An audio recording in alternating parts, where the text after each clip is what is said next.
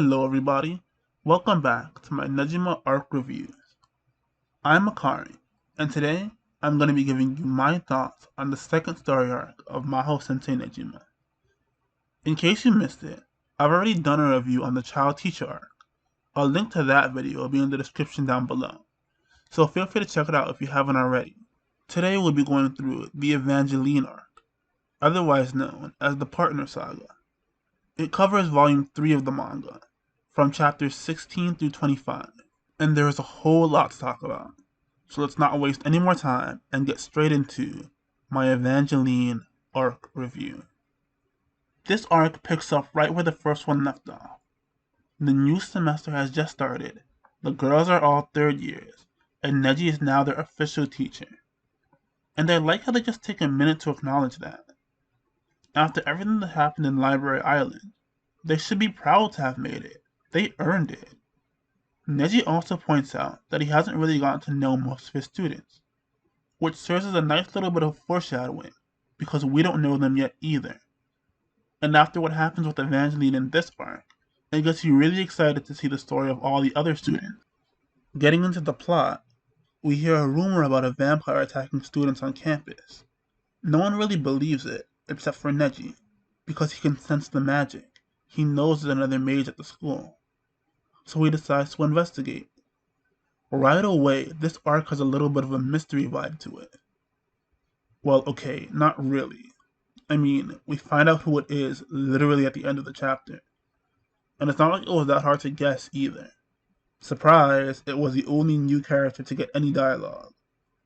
But even after the reveal, we still don't know why she's doing it, or what exactly she wants. The point is, this is something different, and it indicates that this arc could be a little bit more serious than what came before. Anyway, the vampire is Evangeline. She has been attacking students on every full moon and sucking their blood to increase her own magic power. She does this to Maki, and tries to do it to Nautica the following night, when Neji jumps in to save her. And look, I hate to be that guy, like, I really do, but this just doesn't make any sense. It's a big plot point that she can only use magic on the full moon, yet she does it 2 nights in a row. I guess I just don't know enough about full moons, but I'm pretty sure they only last 1 night, because the next day her magic is gone. Akamatsu probably just made a mistake, but it was something I noticed and I felt obligated to point it out. Anyways, Neji confronts Evangeline and they have a little fight. While the fight itself isn't really anything to write home about, this is actually a pretty big deal. First of all, it's the very first fight in the series. This is already super important on its own, because it confirms that there will be fights in this story. We already knew that magic could be used for combat, because Neji tried to attack the golem in Library Island. It just didn't work, because his magic was sealed. But we know that there is something called the magic arrow, we've just never seen it. Now we actually get to see what combat magic looks like in action. Second, it also does a really good job of teaching us about magic. This fight establishes that magic barriers are a thing, and it shows off catalyst potions, which are actually a lot more interesting than I originally gave them credit for. I kinda want to make a video just about them. But these potions aren't just aesthetic. Neji notes right away that Evangeline is a much more skilled and experienced mage than he is, yet she's still using catalyst potions for some reason, which are implied to be kind of like magic training wheels. This serves the story, because we find out in a couple of chapters that her magic is sealed away, which is also really clever, because it allows us to have a fun little fight without Neji getting completely stomped. Speaking of which, he actually wins. Yeah, he destroys her cape, which I do want to talk about because that's brilliant in and of itself.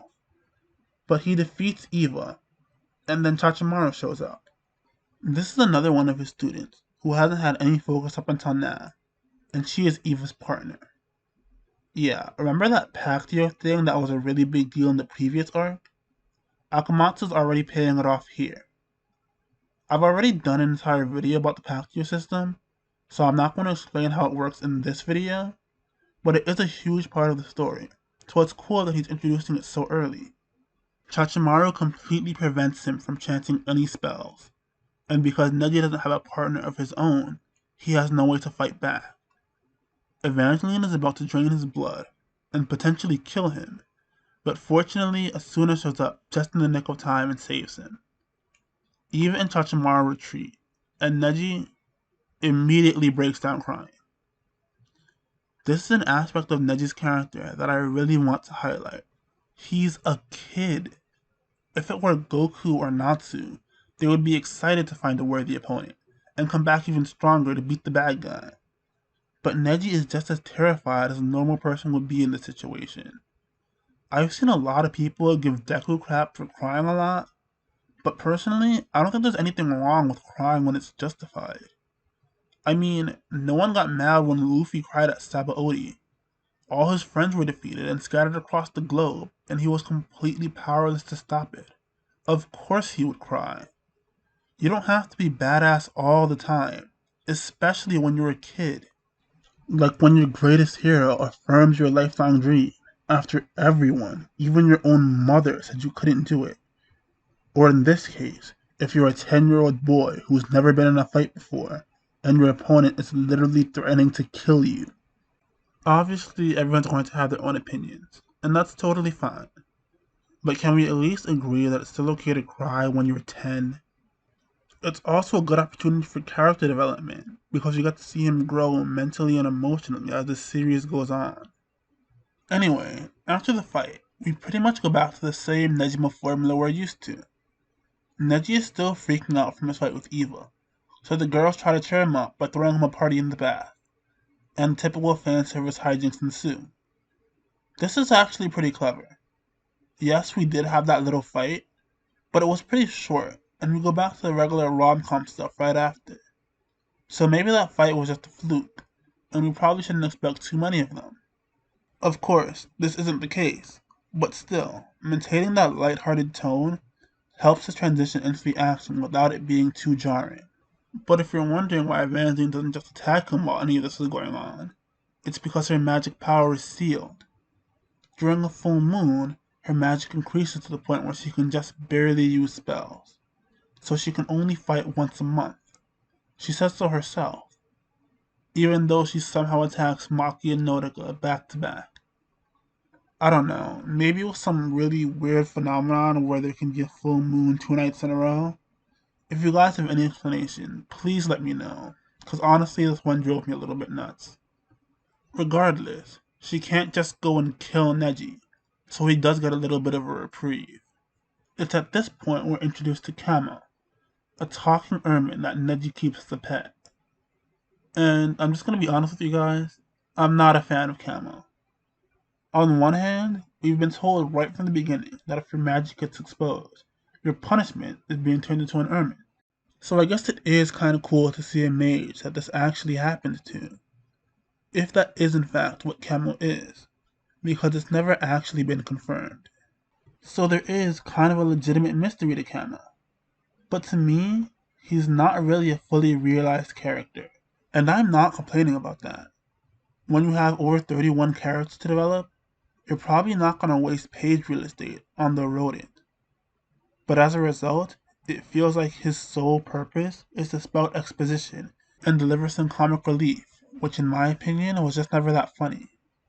He's not annoying to the point that it's irritating, but I still don't care for him. So I'm sorry to any Kamo fans out there, but I'm probably just going to gloss over him in these reviews.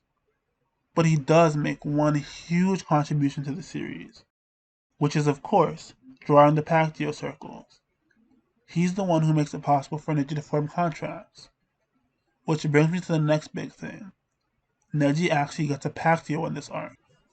Kamo engineers a situation for Neji to form a Pactio with Nodoka, which should be really exciting, because Nodoka is one of my favorite characters. But unfortunately, it doesn't happen. Asuna shows up and breaks it up, and Nodoka doesn't really do anything. She wakes up because she passed out for some reason, but when she wakes up, she assumes the whole thing was a dream, and never finds out what happened. I'm sorry, but just like with the last one, it feels like her only purpose in this arc is to be in love with Neji and then get saved by Neji. And that hurts to say, it feels dirty, it sounds wrong, because Norika is such an amazing character. But in these first two arcs, she really doesn't do anything important. I love Norika. I really do. And I promise she'll get better in the next arc. But here, she just isn't written very well. Okay, now I really need to move on, because dumping on Norika so much is giving me chest pains. Ultimately, they decided that they'd have a much better chance against Eva if they take out Chachimaru first. But Neji's already proven that he can't do it on his own. He needs to make a contract with Asuna, which is a really solid plan. Asuna is already really strong. She can run faster than a bike and kick down a locked door. So if they buff her with magic, they should be in good shape, especially if they fight 2-on-1. So they follow Chachimaru around for the day so they can jump her. Like the heroes they are. This is also when they find out that she's a robot. Oh yeah, Chachimaru's a robot. Did I forget to mention that? That's because it's revealed extremely casually in the story. Just like, oh by the way, that girl's also a robot. No big deal. Putting both magic and advanced technology in your fictional universe doesn't always work. In fact, I'd say it's a pretty big risk, but here it feels weirdly appropriate. This is a world where 10-year-olds can become teachers. Why can't girls be robots? It also serves as foreshadowing for when more robots and sci-fi tech gets introduced later. That's something I really appreciate about Akamatsu's writing. He'll introduce something as a joke, or just mention it in passing, and it won't become relevant until much later. We see it with the Pacquiao system. We learn about it in the child-teacher arc. We actually get to see it in the beginning of this arc, and now Neji is finally making one himself. By the time Asuna gets her Pacquiao, we already kind of know how it works, so it doesn't feel like a Deus Ex Machina, and it gets us pumped to see how strong it makes her. Speaking of that, it totally works. She's able to overcome Chachimaru with just an incomplete contract. Again, watch my Pacquiao video for an explanation on that. But Neji can't bring himself to finish her off, and she gets away. I would say that it's a cliche for a character to lose because they're too nice or too merciful, but I think it works here because 1, he's 10. It's totally understandable that he wouldn't be willing to hurt or potentially even kill someone. And 2, Tachimaru's actually a really nice person. They followed her, and she spent the whole day playing with children, feeding stray cats, and literally helping old ladies cross the street. So it makes sense that he let her go. But Asuna and Kamo are understandably worried, because now they've lost their element of surprise, and Eva is probably going to retaliate. So instead of calmly addressing the situation and dealing with it like a rational adult, he runs away. Again, a perfectly appropriate response from a 10-year-old. He just takes his staff and flies away, with no destination in mind. He just feels like a failure, and can't stand to be around the people he failed. Neji actually has a really low self-esteem, and is super hard on himself whenever things go wrong. He ends up crashing and loses his staff. Without it, he can't fly, so he's just stranded in the woods. He mentions that he can usually summon it no problem, but he can't right now because of how depressed he is. Fortunately, he doesn't just have to stumble through the forest alone. Kaede just happens to be training there as well. Kaede is another one of Neji's students, who's gotten almost no page time up until now. She's also a ninja. If that surprises you, I don't know why. We've already established mages, vampires, and robots. Why wouldn't there be at least one ninja? And just like with those other elements, it's treated as a joke now, but will come back in a much more serious way in the next arc. She asks what he's doing there, but when it's clear he's not comfortable talking about it, she doesn't press him. Instead, she gives him a meal and a hot bath, and listens to his worries. She tells him he has nothing to be ashamed of, and that he can always come back if he ever feels like running away. Kaede just radiates this cool big sister energy. It makes it really hard to dislike her. I also want to point out that they're bathing together here, but it's not at all sexual. Nudity doesn't always have to be provocative. Sometimes it just shows a level of trust and comfort two people have with each other. And that is a great description of their relationship. She's such a confident, emotionally mature character, it almost makes up for the way Naruto was handled a couple of chapters before. Ah, there go the chest pains again. Anyway, now that he has his confidence back, he's able to call his staff again, which is a nice little visual cue to represent his mental state. So he comes back to Mahora, and he's ready to fight Eva again. She's skipping school, so he actually has to go to her house to challenge her. When he gets there, she really is sick. Even though she is an incredibly powerful vampire, with her magic sealed, she's just a weak 10-year-old girl. She passes out from her fever, and while she's asleep, Neji uses magic to enter her dream. I'll save talking about magic for the very end, but I really like this spell. It's different from all the magic we've seen before, and it's actually really useful. We get to see Evangeline's past and her confrontation with Nagi. Sort of. It's important to remember that this isn't a regular flashback, it's a dream. It's extremely unlikely that it happened the way we see. Think about it. Nagi defeats her with a pit trap, even though she can fly. She probably just dreamed it that way because she was so ashamed. I think in a straight up fight, Eva would destroy Nagi. But that's beside the point. Nagi didn't seal her in Mahora because she was burning down villages or eating babies. It's because she was in love with him. He rejected her, and she just kept following him around, hoping he would eventually say yes. It's actually really petty when you think about it. She was annoying him and he just didn't want to deal with her. But even then, he doesn't trap her there forever. He does plan to release her at graduation. I mean, he completely forgot about it, but he does intend to free her. Because, and this is the important thing, Evangeline is not evil. She's incredibly unsympathetic to the feelings of others, and she has definitely killed people before. But she doesn't go out of her way to intentionally harm people unless she has to. I'm not going to get into the philosophical definition of good and evil, but Evangeline falls firmly into the gray area. She's not out to take over the world or wipe out humanity. She just wants to be left alone to do her own thing. The only reason she attacked Neji in the first place was so she could escape the school. That, combined with the fact that she's one giant simp for Nagi, really helps to humanize her. Speaking of Nagi, we also got our first introduction to him. We already knew he was a super powerful mage, but now we find out that he's a total goofball, and kind of an idiot.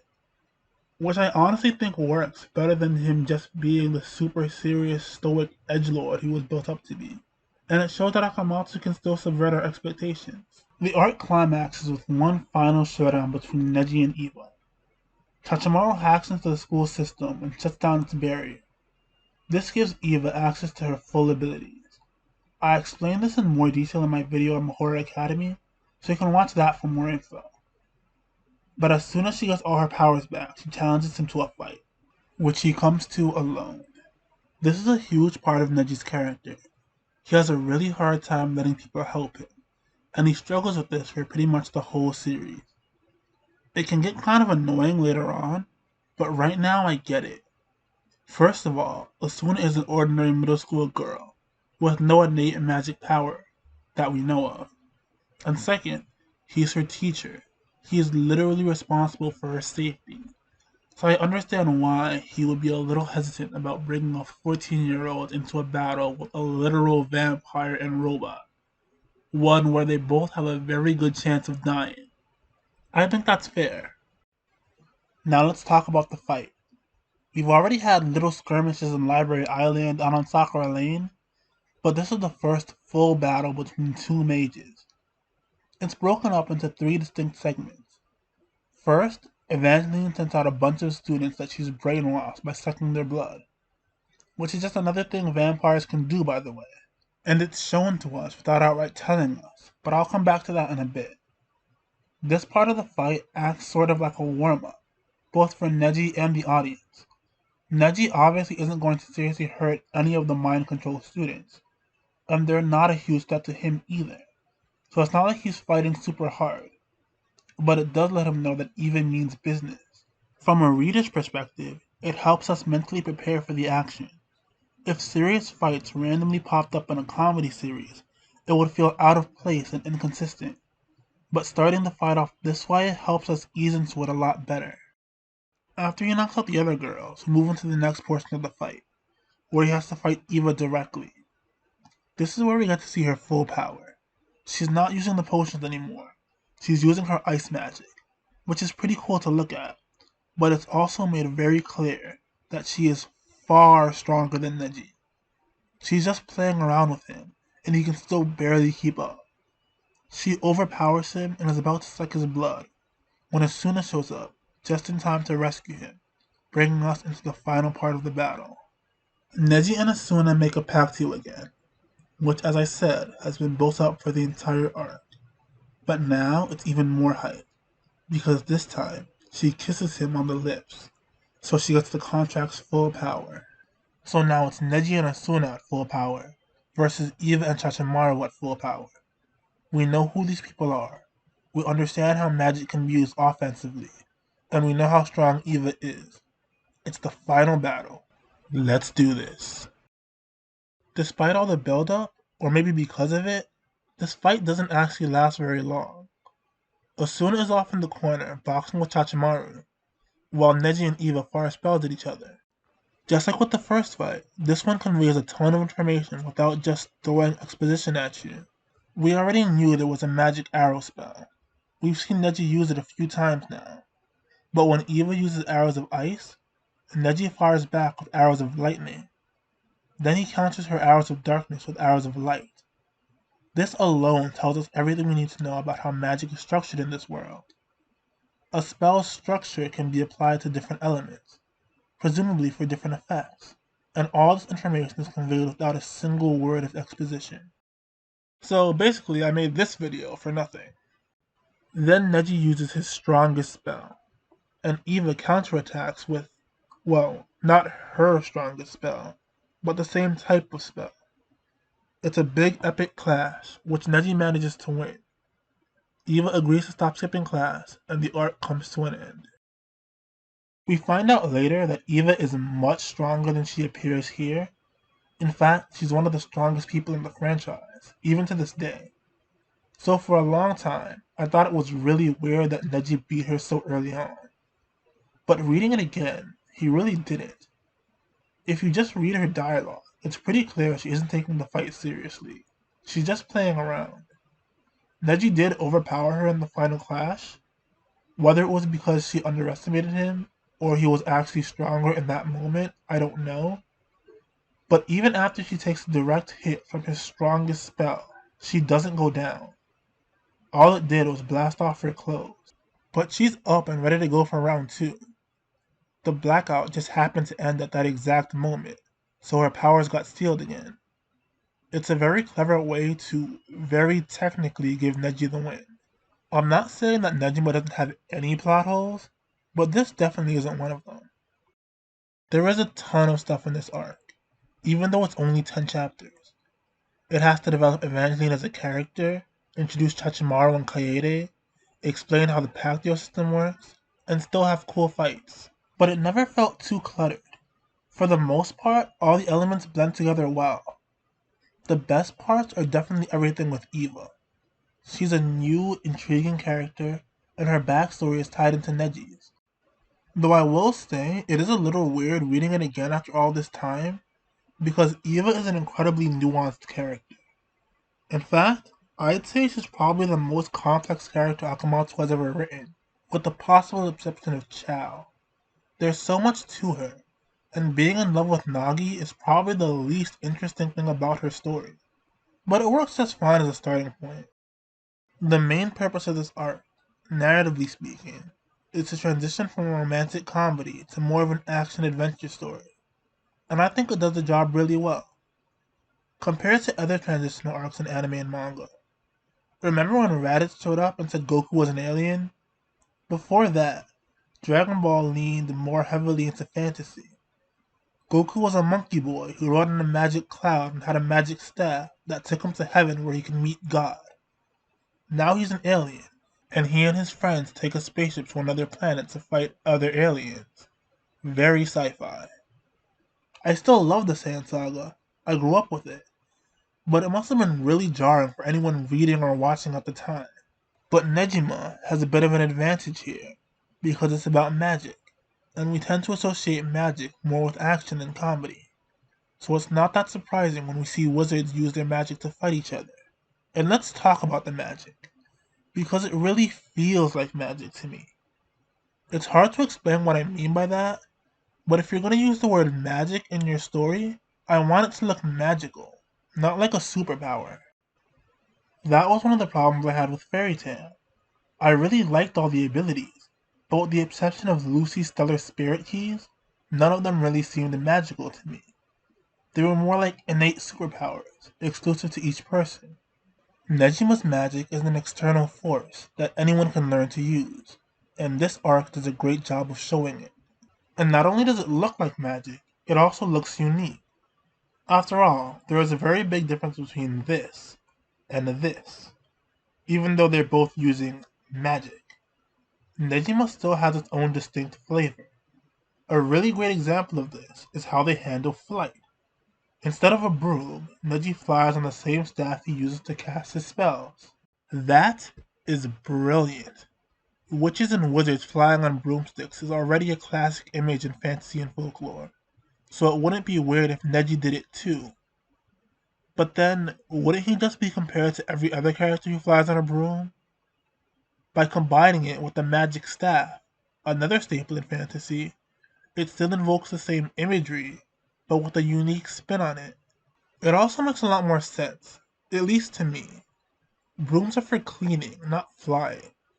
Yeah, I'm sure you could make a broom fly using magic, but you could also make a tool specifically designed for that purpose. It doesn't have to be a staff either. Eva flies with her cape, very appropriate for a vampire. This adds a level of individuality that I really appreciate. And yes, I know, later they established that strong mages can fly without any equipment, but my point still stands. So this arc is really good, but there are a couple of things that don't work quite as well. I already mentioned Camo and Nautica. Ow, my chest. But then there's also that moment in the climax, when Neji finally asks Asuna for help, and accepts her as his partner. But after this, he will continue to do things on his own, and refuse to let her help him. I'm not saying that this is backwards character development, or anything like that. It's not easy to change yourself. It doesn't happen overnight. I understand that. I'm just saying that it makes that scene a little less impactful in hindsight. And there are some things that are just plain confusing. For example, this is the first time we're introduced to the concept of vampires, and they don't really explain what that means in this world. There's one panel in particular where Neji refers to her as a vampiric mage. And that term alone made my head spin. Are vampires just a type of mage? Do vampires inherently know magic just by being vampires? The answer is no. Those are two separate things. But you wouldn't know that just from reading this arc.